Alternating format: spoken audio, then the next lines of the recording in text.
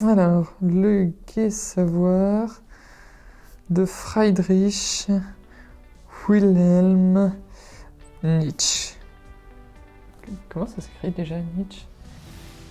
Alors que tu avais choisi de te concentrer uniquement sur les matières scientifiques, le programme de prépa t'a vicieusement imposé un rythme de lecture extrême avec 3 livres à lire par an pour la matière de français et philosophie, qui est en fait juste une matière de philosophie avec comme seule épreuve de français savoir comment prononcer le TZSCHE de Nietzsche,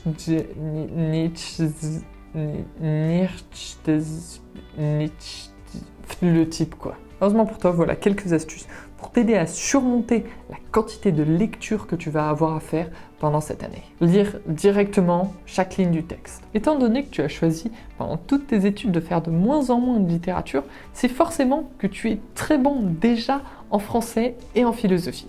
Et donc tu peux directement suivre le conseil que te donnent les professeurs, qui est de lire directement sans jamais te renseigner sur pourquoi le livre a été écrit, parce que tu es sûr de pouvoir comprendre directement le texte du premier coup et avoir un avis personnel dessus. Et bien sûr, comme tu es très fort en littérature, tu vas tout de suite comprendre le point de vue caché du texte sans aucune aide extérieure. Et bien sûr, il n'y a aucune chance qu'en te mettant directement à lire ce texte, tu rates ce point de vue caché, que tu ne comprennes pas tout le principe du livre et que ce soit une lente agonie de devoir lire chaque ligne successivement sans comprendre leur intérêt. Alors je sais que j'ai pas le point de vue de tout le monde et que mon point de vue est quand même assez sophistiqué et tout.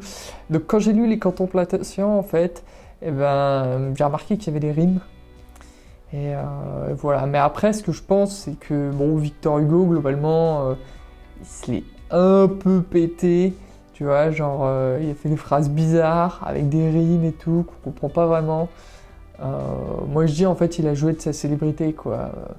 Il était déjà célèbre, et du coup, il s'est dit, hey, vas-y, je vais faire des poèmes pour être un peu plus célèbre et pour gagner un peu plus d'argent. En fait, ouais, les contemplations, moi, je trouve, c'est un peu comme Star Wars 9, quoi. Avoir des distractions autour de toi. La croyance populaire dit que pour lire un livre qui est dans un programme de français et des études, il vaut mieux ne surtout avoir aucune distraction autour de toi.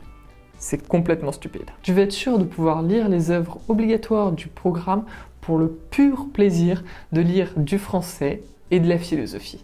Et donc, si tu t'entoures de distractions, tu es sûr que quand tu vas lire, c'est au détriment d'autres distractions et donc que c'est pour le pur plaisir de la lecture de ces livres. Contrairement à une idée largement répandue, la langouste se nourrit exclusivement de fruits de mer. En fait, je me sentais pas à 100%, tu vois, dans la lecture de la philosophie. Je sentais pas que je prenais 100% du plaisir, donc je préfère regarder ce documentaire sur la langouste. Ce qui ne l'empêche pas de rester très humaine. Relire encore plus les phrases. Si jamais à un moment tu te mets à relire 5 fois de suite la même phrase d'affilée, c'est forcément que c'est une phrase 100% importante. Donc relis-la une 6e fois pour être sûr de bien l'avoir compris. Qui se sait profond? Ouais, je comprends. S'efforce à la clarté. La clarté. Ouais. Qui veut paraître profond aux yeux de la foule. S'efforce à l'obscurité.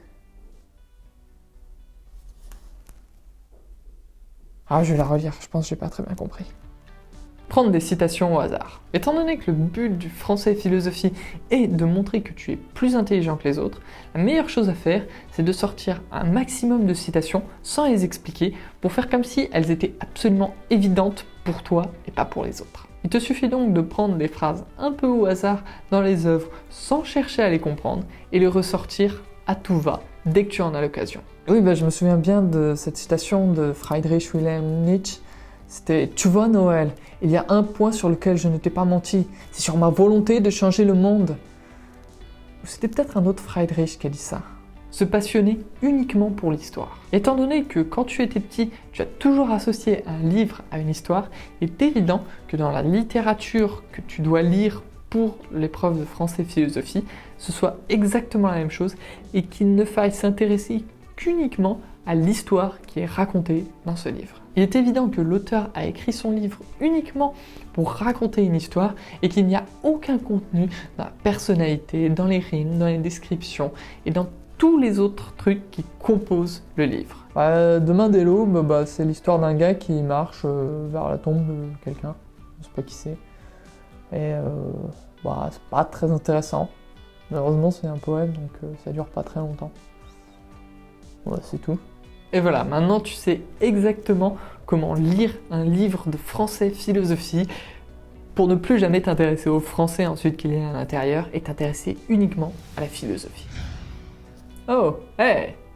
Tu sais comment être meilleur en français philosophie? Il suffit de liker cette vidéo, la partager et t'abonner à ma chaîne YouTube. Et si tu veux aller plus loin et mieux comprendre comment lire un livre de français philosophie, n'hésite pas à faire un tour sur mon blog prepapower.com où je viens justement d'écrire un article dessus pour t'expliquer comment bien lire un livre de français philo. À bientôt.